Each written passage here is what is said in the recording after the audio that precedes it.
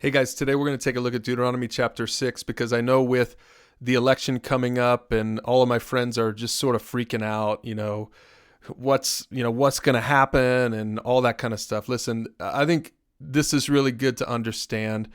Politics is not the hope of the world. Now, I'm not saying don't go vote and don't, all that kind of stuff. That's great. You should. That's your civic duty. You should go vote. But here's the thing, and this is what Deuteronomy 6 is going to show us. Good people, good families who know how to pass along their good values, that right there is the hope of the world. Now, specifically, not just good values, but biblical values. And that's what we see right here in Deuteronomy chapter 6. This is Moses talking to, the people of Israel as they're getting ready to go into the promised land. So, they were excited about their future nation, just like maybe some of us have been excited at different points in time about our nation. Maybe you're not real excited about your nation right now, but just take a look at what Moses says here in Deuteronomy 6 to the people.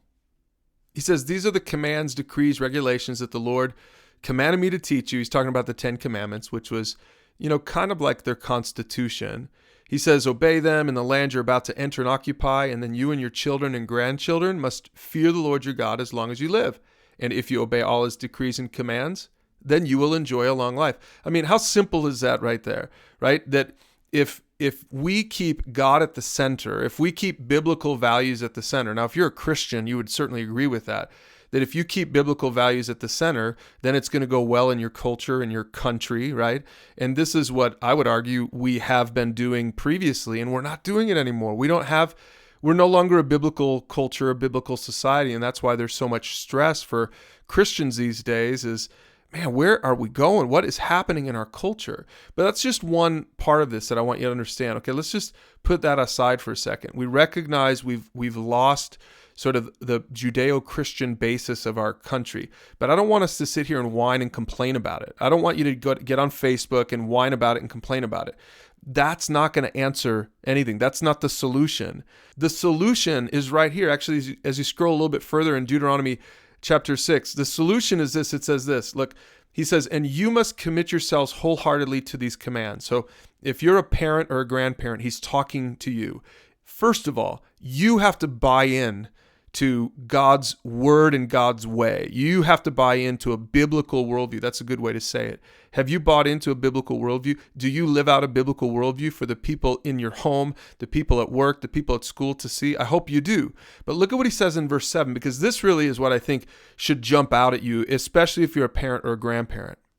He says, repeat them again and again to your children. Talk about them when you're at home, when you're on the road, when you're going to bed, and when you're getting up. Now, what's he talking about? He's talking about a biblical worldview. He's talking about the 10 Commandments specifically in this passage, but just more broadly, he's saying, if you don't pass on a biblical worldview to your children in a way where they can pass on a biblical worldview to your grandchildren, like if you don't do that, then it's all over. It doesn't matter who gets voted in right now. This is all just symptomatic. All of the trouble that we see right now in our country, all of the division we see in politics right now, it's all just symptomatic of a deeper, more fundamental problem. You know what the deeper, more fundamental problem is? It's right here in Deuteronomy 6. It's that we've lost the battle in the homes. We're not teaching our kids biblical values in the homes. And so when you don't teach biblical values in the homes, guess what? You're going to bring them to school. They're going to learn whatever values they're going to learn at school. Or you're going to let them watch TV, which is fine, but they're going to learn the values from TV or from the newest, singer or, sports star or whatever. Like if you parents and grandparents, you are the hope of the world. You are the hope of our future. Politics is not the hope of the world.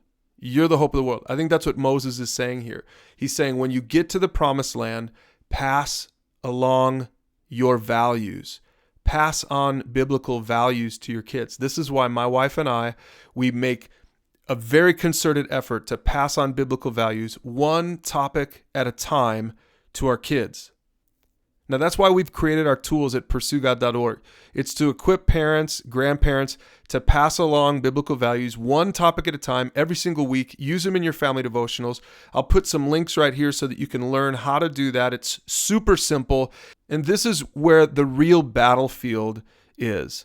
It's not just in the political arena, it's in our homes. So start solving the problem at home.